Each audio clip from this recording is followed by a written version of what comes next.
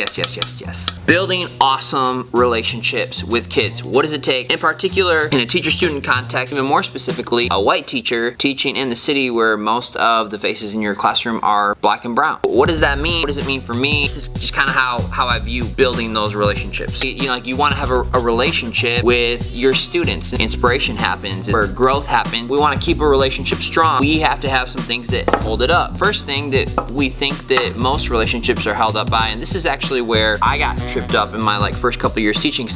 All I have to do is just show my kids how much I love them, right? You have to care. My first couple years teaching, I was like, love is going to win here. Just need to care. Kids just need to understand how much I care. But as you can kind of see here, even if care is set here in the middle, it's not enough to make this relationship stable, right? Married people, hop in here with me. You need more from your spouse than just for them to care, right? You need something else in order for that relationship to happen. It's the same in the classroom. Next thing that you need, competence. You actually have to be able to lead. If you're gonna be a teacher, you actually have to have good pedagogy. You have to be good in the classroom. You have to be able to teach. You have to be competent and you have to care in order to keep these relationships where lives are changed and kids are growing. Your kids need to know that you love them, but it's not enough to keep a relationship. You also have to be competent. Now, the last one that I think is actually the most important, especially for people like me who teach in the city, didn't grow up in the city. I don't look like a lot of the kids in my classroom.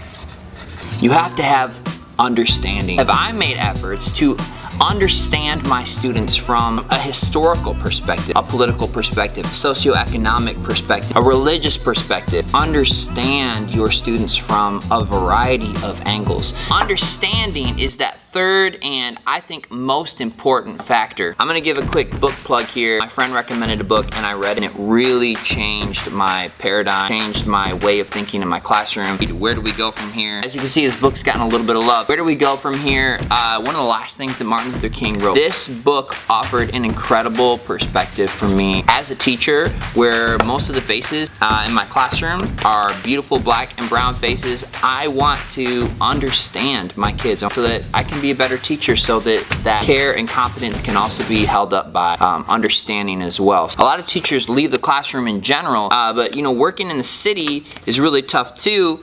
And I think that more of us could stay. More of us could stay in teaching. I think that the more endurance could be there if there was more understanding that was paired with the care and the competence. So, just as a review, we want to have great relationships with kids, right? But it's not enough just to care. You also have to have the ability. You have to have the ability and the leadership, but also we need to have understanding. We have to have an understanding of who our kids are if we're going to be able to hold up those relationships. If you are a teacher in the city and you're like me, you're not from the city, but you have a heart for the kids, you love the culture, pick up this book. Where do we go from here?